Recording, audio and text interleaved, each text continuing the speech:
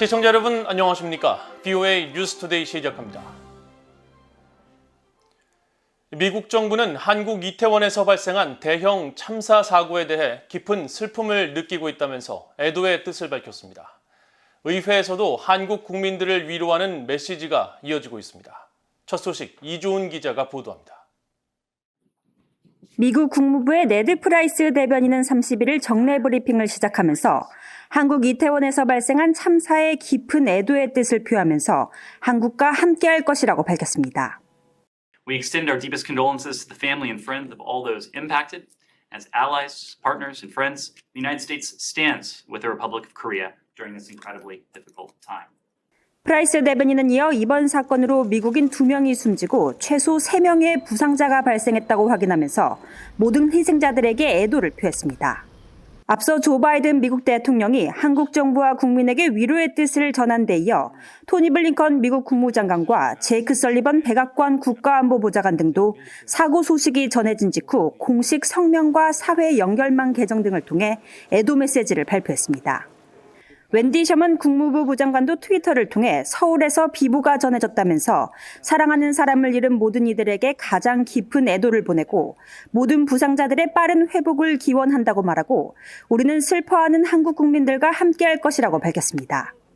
캐서린 타이 미국 무역대표부 대표도 트위터를 통해 사랑하는 사람을 잃은 가족들에게 가장 깊은 애도를 보내며 부상당한 모든 이들의 빠른 회복을 기원한다고 전했습니다. 의회에서도 애도의 물결이 이어졌습니다. 하원 외교위원회 아테소 위원장인 민주당의 아미베라 의원은 31일 트위터를 통해 이 끔찍한 비극에 깊은 슬픔을 느낀다며 이 어려운 시기 한국인들에게 애도를 표한다고 말했습니다. 앞서 상원 외교위 공화당 간사인 제임스 리시 의원은 29일 트위터를 통해 서울의 비극에 대해 듣게 돼 슬프다면서 피해자들을 위로하고 미국은 이 어려운 시기에 한국과 함께할 것이라고 강조했습니다. 한국계 의원들도 일제히 애도의 메시지를 내놨습니다.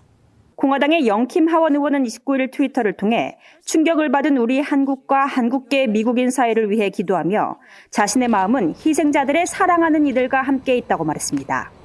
민주당의 앤디 킴 하원 의원도 트위터를 통해 참담한 심경이라며 사랑하는 이를 잃은 친구와 가족들을 위해 기도한다고 말했습니다.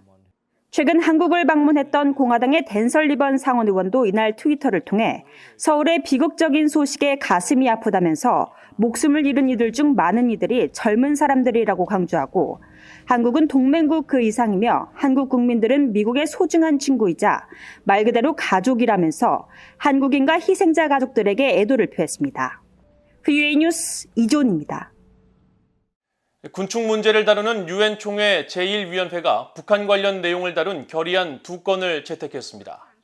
제1위원회를 이끌고 있는 스리랑카의 피터 모한 피에리스 의장은 31일 오전 회의에서 결의안 61호를 표결에 붙여 찬성 139, 반대 6, 기권 31표로 채택 사실을 발표했습니다.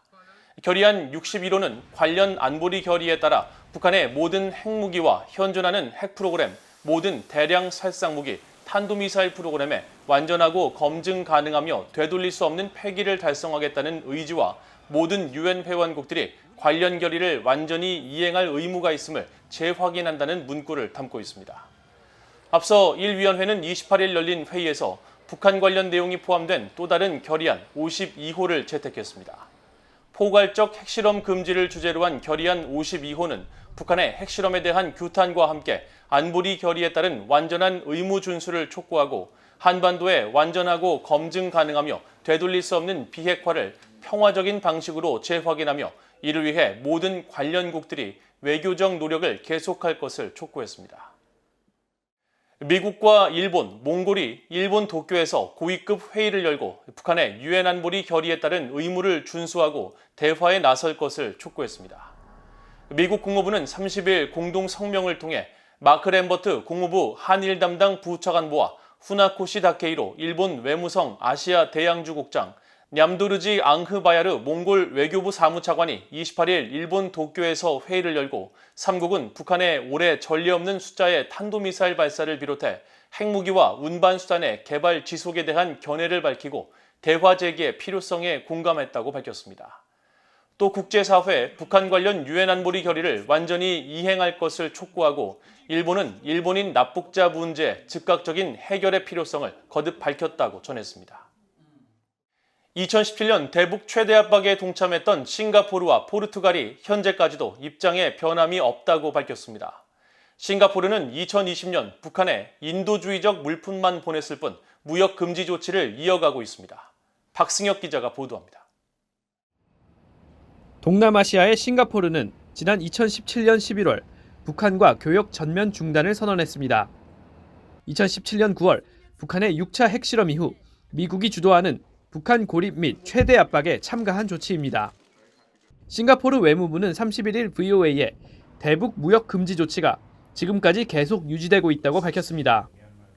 실제 국가 간 교역량을 기록하는 유엔 세관 통계 데이터에 따르면 싱가포르와 북한 간의 무역 규모는 2017년 약 33만 달러에 달했지만 이후 0으로 나타나 전무한 상태입니다.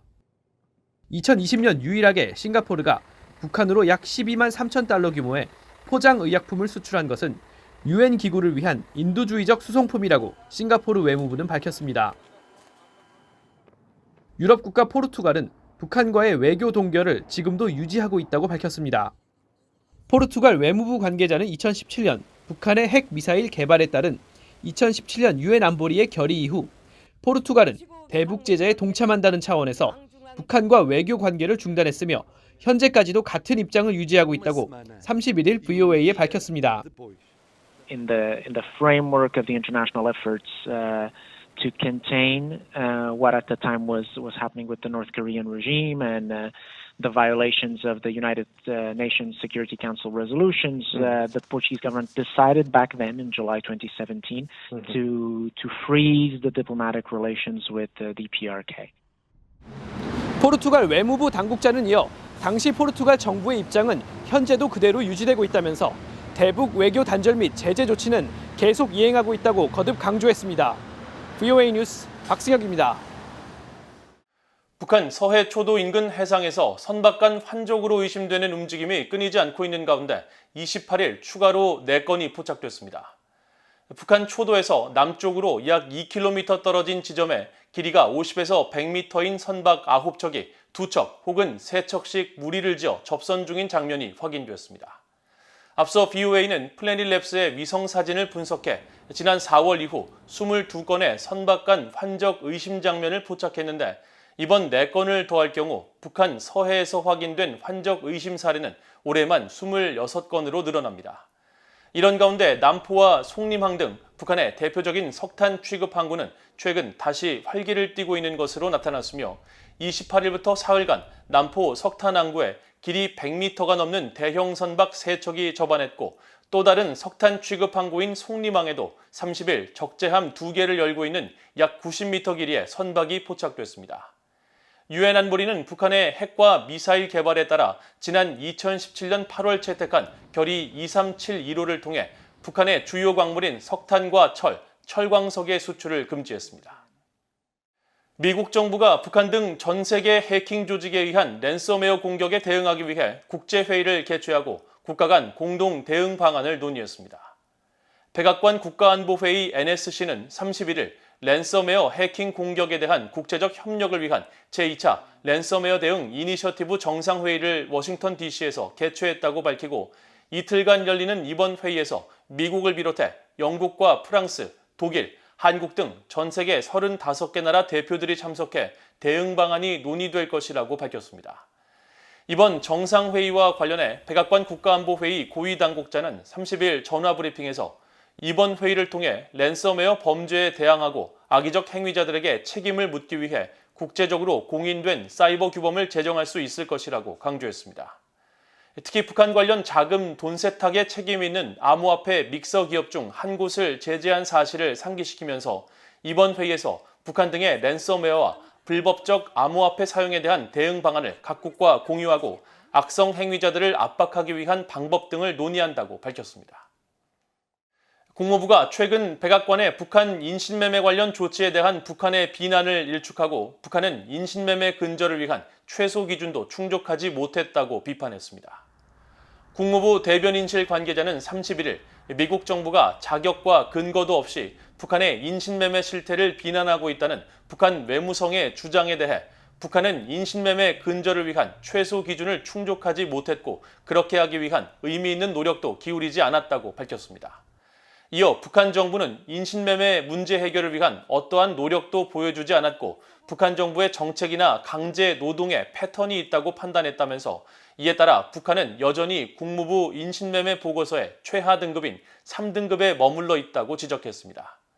앞서 조 바이든 대통령은 지난 14일 인신매매 관련 외국 정부 노력에 대한 대통령 결정을 통해 인신매매 등 인권 상황을 이유로 2023 회계연도에도 북한 등의 인도주의적 무역 관련 목적 이외의 자금 지원을 금지한다고 밝히자 북한 외무성은 지난 26일 반발 성명을 냈습니다.